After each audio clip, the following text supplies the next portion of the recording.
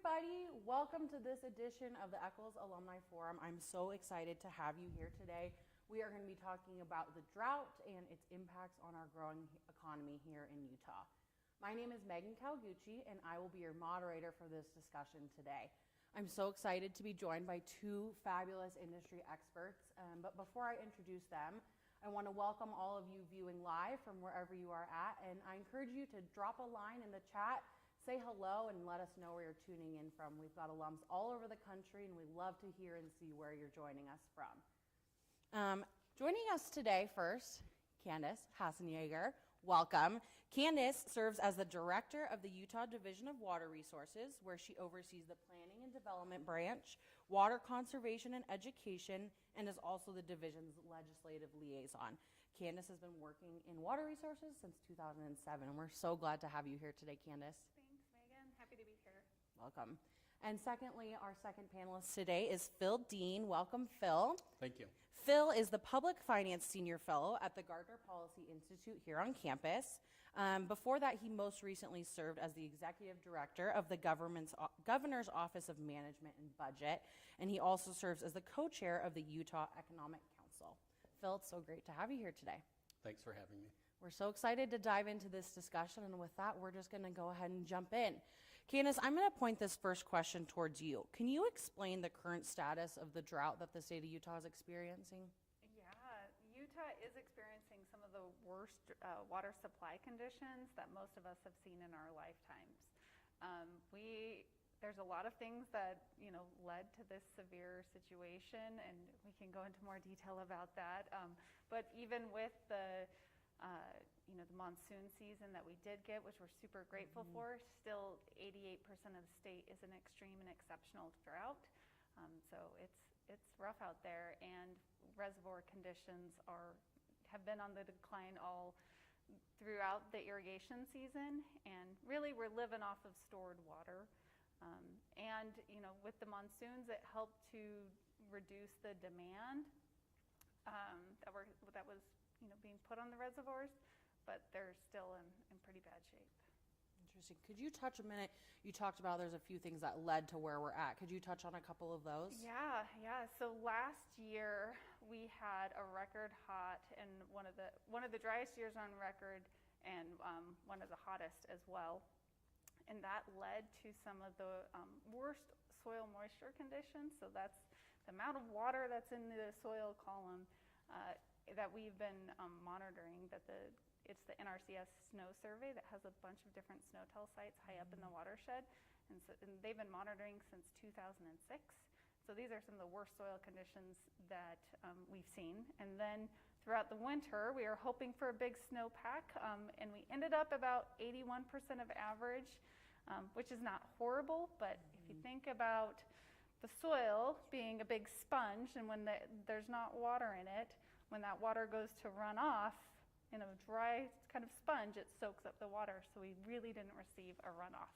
And then early this spring and summer, record hot temperatures again and dry conditions until we hit into July, August, when we got intense precipitation and very flashy floods, which were an issue.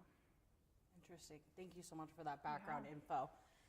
All right, I'm going to turn this next question to either of you. How will we be able to supply enough water, especially if the drought continues, especially as Utah is projected to be the fastest growing state over the next 5 to 10 years? How is this going to affect our growth? So I'll maybe jump in first, if you're good with that, and Candace, and jump in. have you follow up. So I'm an economist, so this is really going to surprise you, but I think about supply and I think about demand and how those two combine with each other. And so we've talked some about supply and kind of these stores of supply that we have in reservoirs. But I want to bring demand now into the discussion because demand's an important part of that. And we use water for all sorts of different things. We use it for agriculture. We use it inside of our homes. We use it outside of our homes. We use it in businesses. We use it in parks. We use it at the Capitol, right? We use water in a bunch of different places. And to me, a very important part of the conversation has to be demand and how we think about how we use the current water that we have. And I think we need to become much more efficient. I think there are a bunch of paths that we can take to get us there. but I think being more efficient and more thoughtful about how we use water is a very important part of the conversation. And just to build off of that, I totally agree, Phil. I think how we use water is critical to that long-term ability to continue to grow. And one of the places that we, with the governor's office, are focusing on is what they call integrated land use and water planning. And so that's really looking at how these areas that are developing, how do they develop? Do they develop with, more of the traditional landscape of more turf, or do they develop in a water-wise fashion? And one of the things that's really important to note on that is, when we develop, we set our water use patterns for decades, right? It's not like a short term, this is only for this year. If a homeowner goes into the effort of putting in a lawn, they're probably going to keep it for at least a couple decades. So just another addition to that. And can I follow up with this? And you'll probably have the more accurate numbers that I have, but I think it's about 65% of our watering in residential watering is done outdoors. Yeah. So that's a very significant portion of what we do, of the way that we use water that's done outdoors. And to me, it's interesting. You have different levels of use, and I think what Candace was talking about with how we landscape new properties, I think how we landscape existing properties should also be part of the conversation. You kind of, in my mind, have low value uses and you have high value uses. And I'm certainly not one that is going to argue for having no turf anywhere, but I also think it's important to be conscious about how is, for a long time turf was the default, not intentional. And I think we need to be intentional about where we put turf in ways that it's going to be meaningfully used as turf, as opposed to that just being the default. And there are a lot of low value uses that I think need to change over time, and maybe even change quicker as part of that water efficiency discussion. And I love that intentional turf, right? Just like being mindful of where we put it. And at the end of the day, a kind of a rule of thumb is if you're the only time you walk on that turf is to mow it once a week, probably shouldn't be turf. Just a kind of rule of thumb. And then there are some other things that going on. If you think of water uses by category, agricultural use is a significant use. It's the biggest bucket that we use of our diverted water. That being said, how can we have additional, how can ag benefit, right? How can they have more production and use less water? Or financially benefit from it of having more of a market-driven way that they can lease their water. And so we are working with the water community as well as the governor's office to do some of those things too. And then also new development projects we're also exploring. Interesting. Well, I think both of you touched on a few points that I think will lead into this next question. So are cities and towns changing their plans to deal with the future of less water? And if not, what should they be doing? And if they are, what is it that they are doing in this planning and kind of that intentionality you spoke about as well? I'll just jump in real quick on that. I know this drought has caused us all to kind of advance our thinking in how we use water and how we grow. There's been a ton of conversations. There have been some very pointed areas that have had moratoriums on building for the next 6 months, which are temporary, right? But there are some local discussions going on of how will we do this, and some people are taking a pause to kind of figure that out. And then there's also significant efforts to integrate that land use and water planning as well, which is an important part of it. And if I can follow up on that, that's one of the challenges that we face is a lot of times the entities that deliver water aren't the same as those that retail the water. So you have wholesale water providers. Sometimes cities might have their own wells or their own water supply, but very often they're getting it from other entities. And sometimes cities aren't even the retail water supplier. That's some other entity, some other local government or private entity that's providing that water to the retail customers. And a lot of times it's easy to either have silos occur or have a disconnect where maybe water hasn't historically been thought about as much in the land use planning process because it's like, well, that's somebody else's business. It's not my business. Like, we'll just do what we do. And I think there's an increasing recognition that those need to be brought together, that we can't ignore what happens the city can't ignore what the water district is having to deal with, and the water district can't ignore what the city's having to deal with. I think that goes both ways. The other thing I want to bring up is I think that we do have outdated planning ordinances that force people to have turf that they don't want to have, that forces people to do things in a water inefficient way, and maybe where there was ample supply and we didn't really need to worry about it, maybe that was okay. I'm personally not big on government regulation in the first place. I'm much more of a market-oriented person. But that being said, in today's world, and especially with the severe drought that we're dealing with, I think a lot of those land use planning ordinances, not just for new development, but for existing properties, need to be re-examined. Just one example that comes to mind from a former legislator that owns a business, and the city where he's at forces his business to have a certain amount of turf. And presumably the thought behind that is that this is going to make it, prettier or whatever, but he has a fence, and so all of this turf is behind this big block fence that nobody can see behind, but he's forced to do that and forced to have this area of turf that's not providing any aesthetic beauty to anybody out driving on the street or whatever. To me, that's one of those really low value uses that we need to be looking at changes, so that I think there are just some common sense adjustments that need to start taking place to land use ordinances. So as, a homeowner or a business owner, you talk about these land ordinances that needs to be changed. What can we do? Do we go to our city council? Who do we turn to get these changes to start happening? Yeah, so on those land use, those are by the city, right? So in that case, it's cities.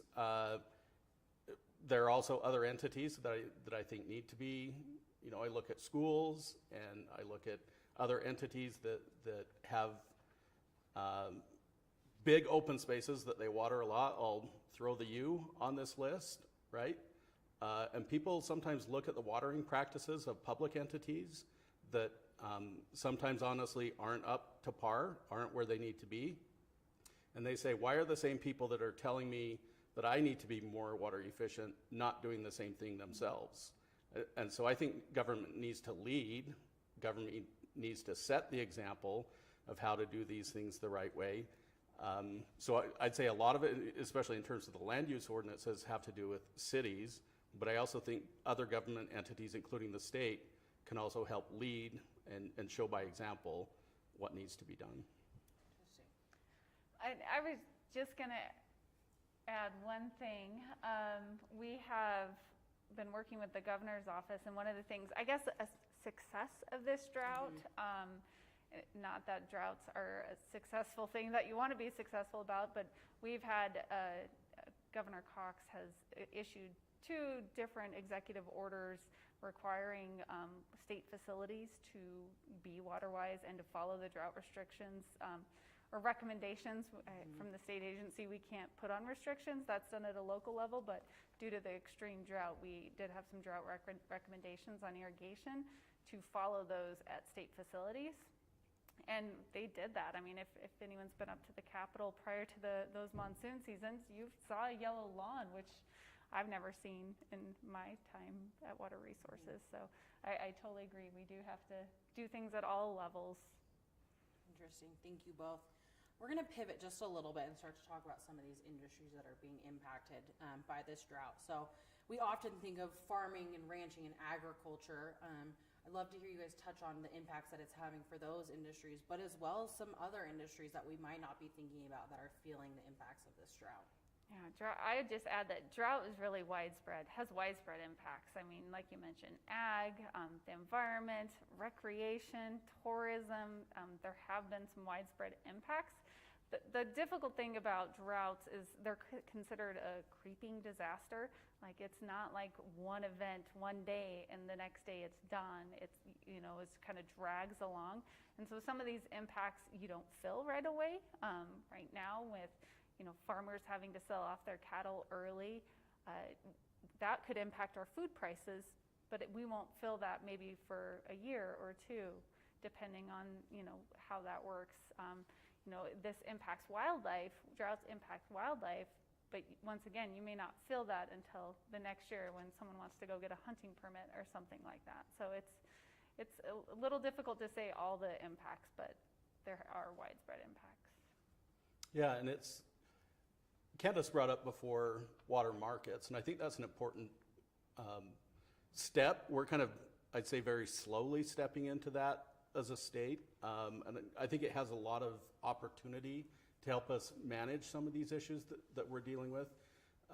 So I want to take a step back and look at something other than water and then come back to it. So you think like oranges or something like that, a privately provided good. And so when a hurricane comes through Florida or whatever, damages a crop, what happens?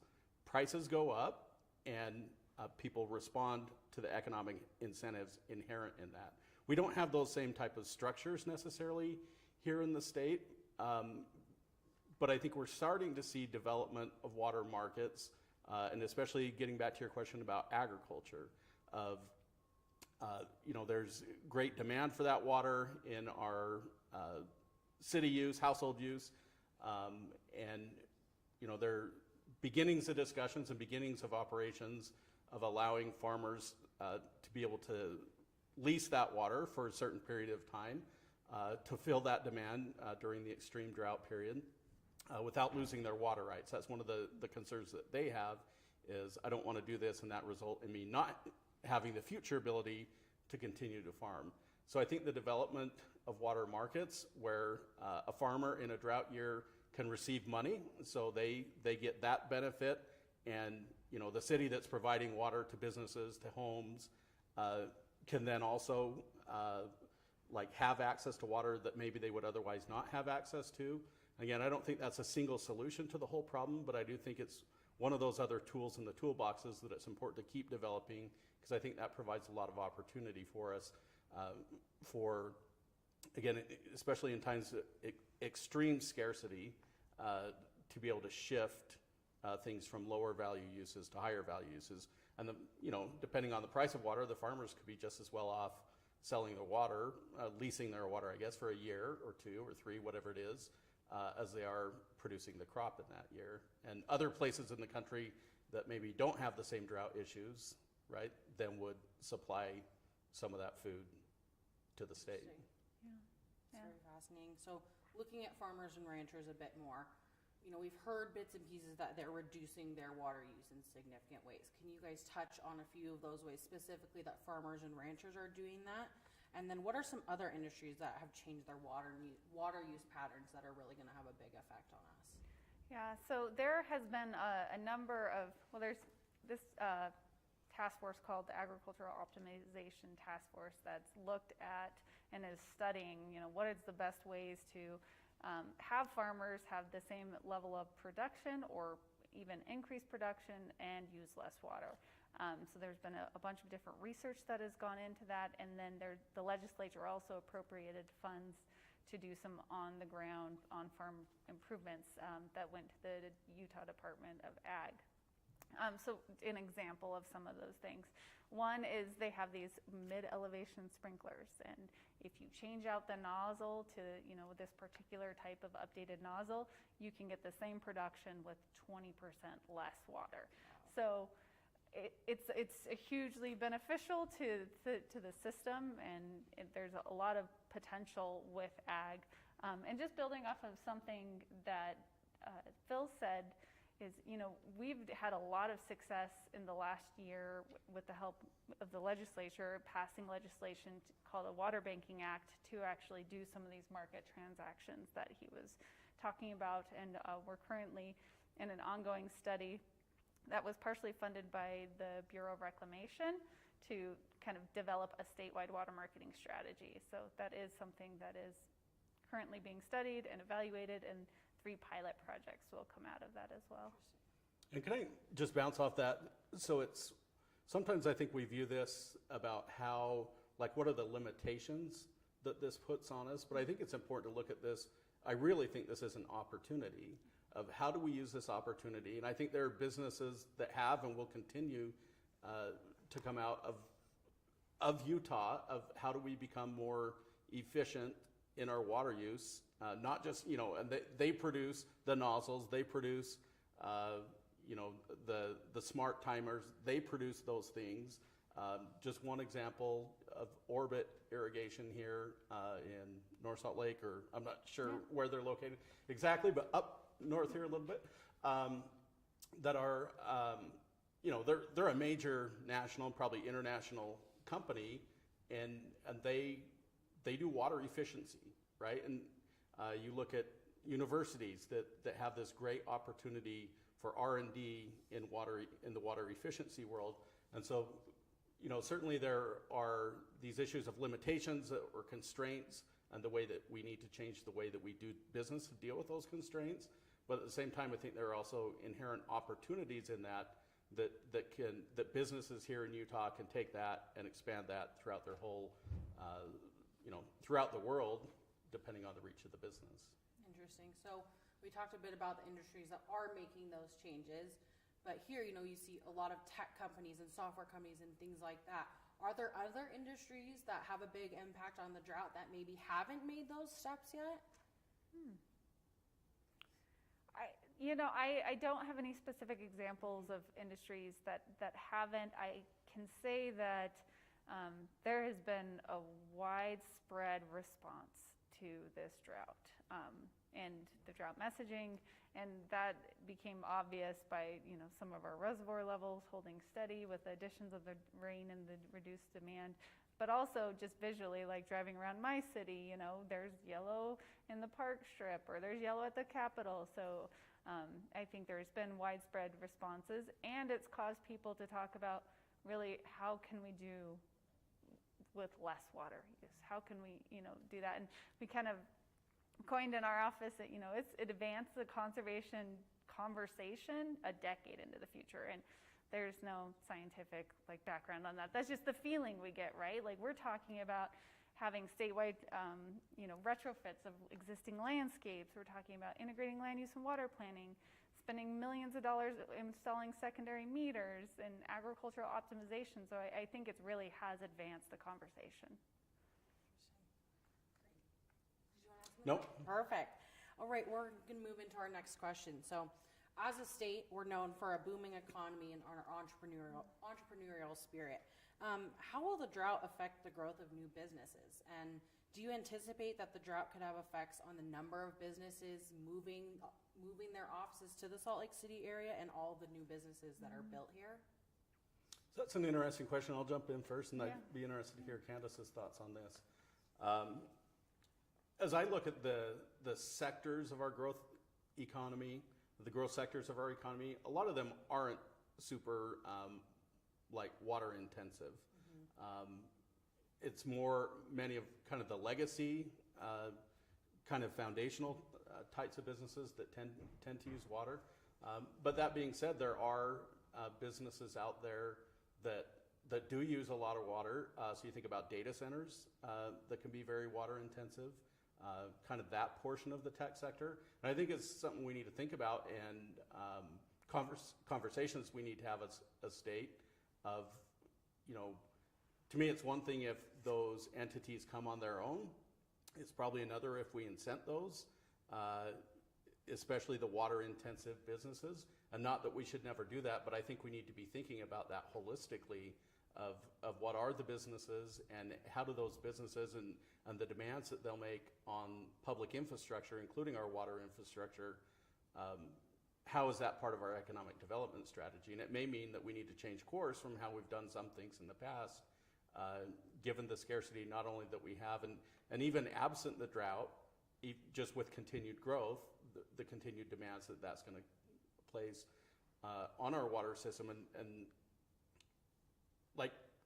when we do water development projects, we're not creating new water, right? All you're doing is taking water from one place or one use and shifting it to another use. You're not creating new water. And so I think we need to think carefully about what the trade-offs are associated with those shifts. I was thinking if you can make new water, Phil, I think you'd be really, you'd make a lot of money. Idea. You figure out how to make new water. That would be awesome. Save all of our. Well, sorry to can I just jump in really quick on that? So, I mean, the thing with water and the way, like 70% of the earth is covered with water, right? And we have desalinization technology that exists out there. To me, it comes back to this issue of cost. So yes, like we could gallon for gallon truck in water to the state. That's an option, but it would be crazy expensive and not worth it, right? The opportunity costs, sorry, my economics here, are too high to do that. So that's where I think we need to think about the trade-offs associated with these different decisions that we make about water. And again, I always go back to, I think we need to be really careful to not create the incentives for water to go to lower value uses. We need to make sure that when we're using water, that it's going to high value uses. Interesting. Yeah. And I would just add that, I think those conversations are starting to occur, with GOED and folks in the governor's office of how do we incentivize businesses and which businesses do we incentivize? And water is becoming part of the discussion. That makes sense. Well, I've got one more question for you guys before we turn to some of our audience questions. How will the community education efforts change in the future to educate individuals but also businesses about water usage?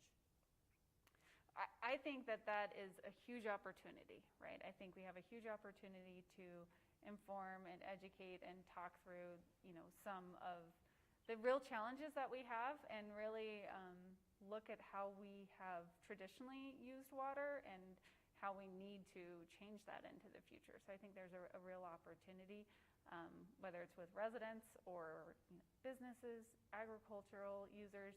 I think that's one point that we're pursuing and talking with the governor and the legislature this session. Interesting. Well, we're going to move into some audience questions. All of you tuning in live have either pre-submitted a few questions or we've had quite a few questions come in live from our audience. And I want to give you all the opportunity to have some of those answered. Our first question is coming in from the audience is, given that water is a scarce resource, how is water demand determined and how do water prices influence water demand? So that's kind of my world, Candace. I'll let you take that stab at that first one. So I'll maybe start with asking this question. How much did you pay for a gallon of gas this week?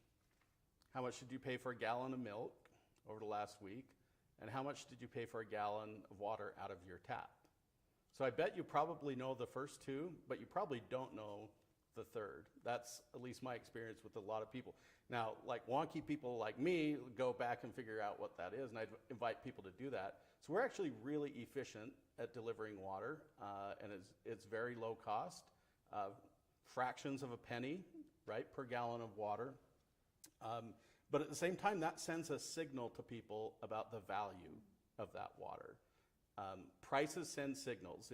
In a properly functioning free market, right, suppliers and demanders get together and kind of battle it back and forth, and the market sets this market price for food, for these other types of things that we rely on. And so water is a necessity at a basic level. So my first gallon a day, I'm going to pay almost anything for that first gallon of water per day. But then the further out you get, the greater amount of water use that you have, the less and less and less essential that water use becomes. So it kind of depends where on this scale you're at, for your demand for water, your willingness to pay for that water is going to differ depending on where you're at on what we call a demand curve, right? So that first gallon of water, I'm going to be willing to pay a lot. The further out you get, you pay less. And I think pricing has to be part of the conversation for us as a state going forward. We've been very blessed. We actually have some topographical features that are very beneficial to us that other states don't necessarily have, where we have these mountains that collect the snow comes down, gravity does that. Like, we don't incur a lot of these costs that other places might have just because of how we're situated. But in some ways that's worked against us in terms of efficient use of water, because it's kind of sent the signal to people that there's little or no value of that as they look at their budget and think about prices.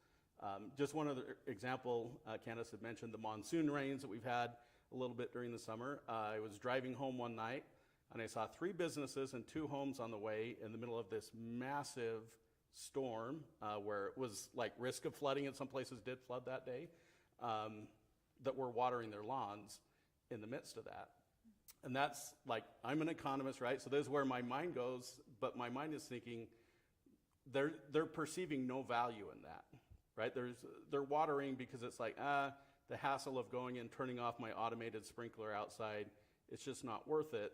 And that's the kind of mindset I think we need to change of thinking about, of shifting, and pricing is one part of that solution, education is another part of that solution, of shifting the mindset of every drop of water counts, every drop of water matters, and I don't think we fully have that mindset. But hopefully the drought's starting to get us there. Yeah, and I'm really glad you brought up the mountains, because I like to say that they do all the hard work for us, right? They're bringing all that water down into filling our reservoirs and canals and groundwater and all those things. We've also benefited from historical federal projects. The Bureau of Reclamation built a number of large dams that helped to supply our water today. So we have benefited from, these kind of 2 things that have made our water less expensive. I will say in the near future, water will increase, and I totally agree with Phil. It's got to be part of the conversation. As aging infrastructure is, an issue into the future, we have about $38 billion with a B of water infrastructure needs as far as repair and replacement and new supplies.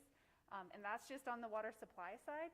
And then if you look at kind of water quality, which is, wastewater, stormwater, there's another $15 billion worth of needs there out 50 years into the future still. But these are big numbers, and society has to pay for those costs. Wow. And I want to just follow up on that. So I think it raises this important question of how are we going to pay for those costs? Because the costs are going to be there, right? Even if there's no new development, just replacing aging infrastructure that's not built into water rates right now, that's going to have a very significant impact that we need to be thinking about. And then add new water development projects on top of that. We, as a state, are going to face this question of, are we going to increase taxes to do that, or are we going to increase user fees? And those have different economic effects. But sometimes, people don't like increases in their water rates. I certainly don't. But at the same time, they're kind of one of those necessary evils that we have to deal with. And the alternative is a tax increase. So it's one or the other. And for me, I lean toward user fees because that gives you choice. And it creates the incentive structures that we want. Maybe the legislature will increase taxes to do that. And there are going to be negative economic effects associated with that. I personally would rather have much more of the emphasis be on user fees because of the incentive structures that those create. Really interesting. So another question that came in from our audience, what are the political challenges with Utah's water situation? Oh, there are lots. You can pick a few. I want to hear Candace's. Well, so I was on Radio West the other day, and so I'll go with this one. I think one of the political challenges is, and maybe this is a little broader than political, but is people, the people element, right? If it was just about passing one piece of legislation, I think that's much easier to do than to change kind of the whole narrative and how people feel and think about water. So I think that's one issue because, right, the people are who elect our legislators. So I think that will be one area that I think education can help, address, and talking about, how important our water is, which you would think people know, but I think we all take it for granted that we go to the tap every morning and turn it on and have water come out. So I think that's one of the challenges I see. Interesting. Yeah, and I'll follow up just saying I think we've been spoiled to some extent here, that we have had very, very low water rates, lower water rates than many places around us, and that's going to change one way or another, and that's hard, right? We've kind of, I don't know if intentionally, but through policy decisions that have been made, put out there that water has low economic value, And again, maybe people don't think about that and don't frame it that way, but that's the message that's been sent with very low water rates. And again, I think that whether it's through taxes or through water rates themselves, that's going to change over time. And it's to some extent, like our successes have led to these challenges that we have, and people have, made decisions based off that. They've bought a house that has, a half acre of grass or whatever that they really like based off that. And then when you try to change that, it's upsetting to people, understandably. But ultimately we have to start changing that narrative and that thinking that water does have value and it is scarce here. Yeah, I just want to add one more thing to that. So I went camping this one day, right? And I was gone for a couple of days, and I was driving down the road, and the first day I hit a pothole. I was like, dang it, darn. I was like, okay, so the next day I'm going out doing some hiking thing, hit the same pothole, right? So there's a constant reminder that there's a pothole there where water infrastructure is buried. Nobody sees it. Nobody knows what's going on with, there are people who know that's going on with it, the water suppliers, but the general population doesn't know what's going on with it, or where there may be deficiencies, or where there needs an old pipe that needs to be fixed, until something, catastrophic happens and water's pluming out of the road because of a break or something. But I think that's another issue that we have, is nobody sees the issues until they're apparent from the public's perspective. Interesting. Both really interesting points. We've got another question here that came in from one of our audience members. Would xeriscaping bring significant benefits for Utah water conservation? Yeah, so this is Candace's world, so I'm hesitant to jump in here. Go. But so I think there's a difference between, sometimes I hear the word xeriscaping, which I think of as like rocks and dirt and nothing else, and xeriscaping, like using native plants that kind of thrive in this environment. So it's like, I don't want to live in the world where it's only rocks and dirt, but at the same time, I think there's a big difference between that and an all-turf landscaping, right? That you can use very significant amounts less of water by adopting native plants that look spectacular. I look at some places here on campus. I look at some of the state building that Department of Natural Resources at, and I look at some of those low water use plants, and I find that very beautiful, right? So I don't think it's all rocks and dirt or lush grass and lush vegetation. I think there's a lot in between that has a lot of beauty with it too. Yeah, and I would, just to answer the question, yes, that will make a difference, right? And I totally agree with Phil. And I've been asked, should Utah look like Phoenix or Las Vegas? And I would just, to that kind of question, to add on to this, Utah's diverse from north to south. We have very different climates throughout our state.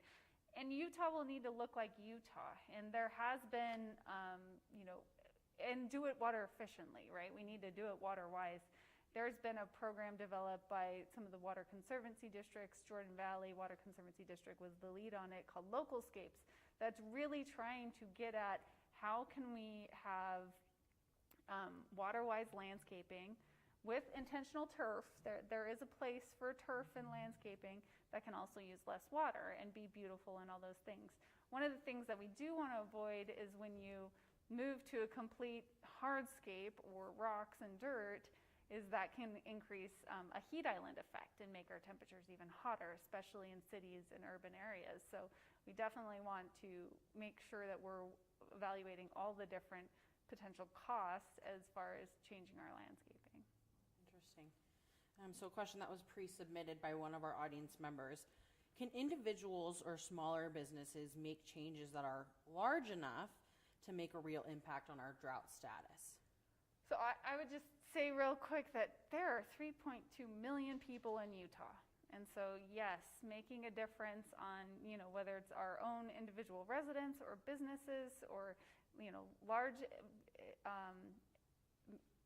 efforts that can be made by, entities that have larger green space, I'm thinking of like the park or this, the church or whatever, we can make a difference. And it's, we've seen a lot of that this year. I'm not saying everyone did it, so for those of you that did, thank you. And, we can always look to do more. And really, we've had these drought response actions, and they've been super beneficial for this year in this extreme drought. And now we need to keep going with those and talk about how can we have a long-term kind of change in ethic regarding the way we use water. Yeah, and if I could just follow up on that, I'll kind of go back to my discussion. So I think a lot of times when people think about water efficiency, they think about like when they're brushing their teeth, turning off the tap for that, minute or whatever, which is good, but that's going to have little to no effect on the grand scheme of things. Where I think most effort should be focused is on outdoor water efficiency. That's where so much of our water is used. And I would say, I'll even use the term waste. I know there's controversy about that term, but it's, we go to all this effort to capture water, to treat it, to deliver it, and then for it to go for a very low value use. I think is a waste of a lot of money and a lot of effort. And I think the outdoor watering is where a lot of focus, and if the focus is there, I do think we can all make a very significant impact. But it's kind of picking the right things that'll have the biggest bang for the buck. Interesting. So I'm going to leave everybody with some tangible items that they can go home and do today as we wrap it up with our final question. So what are some of the most effective actions that individuals, our students, our business owner alums, our large business owner alums can do to increase our water levels and prevent this water shortage from happening moving forward? Yeah, I think we talk a lot about drought resiliency and trying to get to that point. And to Phil's point as well, using less water, so finding ways to do that. So there are rebates available for residents that they can go and get a rebate for a smart timer. So that's a smart irrigation controller that kind of takes the guesswork out of how much you should irrigate.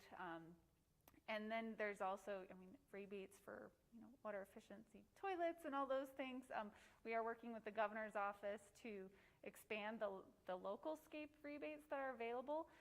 Those have just been extended to a number of different counties, so log on to localscapes.com and create an account and check your area to see what rebates are available. So right, localscapes.com. Yes. And can I just follow up with a question for you, Candace, on a smart timer, for example? How much water efficiency is gained? I remember hearing like 20 to 30% depending on. That's a good question. I think the EPA, I heard an estimate that it saves between 10,000 and 15,000 gallons per year by using a smart irrigation controller, but it's only as smart as you let it be, right? There's the option to take it off the smart mode, and then it's not really that smart anymore. So those are estimates, but you can definitely save a lot. And it's really in the spring and fall where the most water savings are, is when you need to reduce your water use or your irrigation cycles, but you don't because you forgot. That takes that guesswork out of it for you. Yeah, it automatically does that, or during a flood level storm, it automatically turns it off for you. Those sorts of things so you don't have to think about it. It does the thinking. Interesting. So our viewers out there, to kind of wrap up, obviously this is a discussion we could dive into for hours and hours. Where would you suggest they go to learn more, to find more steps that they can take to better their water efficiency? What are some places you can direct them? slowtheflow.org has a great source. That's a great resource. That's actually, go there first. There's a bunch of different links that'll take you to the weekly lawn watering guide, to localscapes.com and all those things. So slowtheflow.org for more information. Well, thank you so much. And thank you to you both, Phil, Candace, for joining us today. We are so glad to have had you and for this really insightful discussion. And thank you so much to everybody who tuned in live today. We are so thrilled to have you here and hope that you'll continue to join us for our fall slate of virtual events. We've got a lot more coming your way. Be sure to follow us on social media at Eccles Alumni for all of our future virtual events. Thank you both again. Thank you all for tuning in. And as always, go Utes.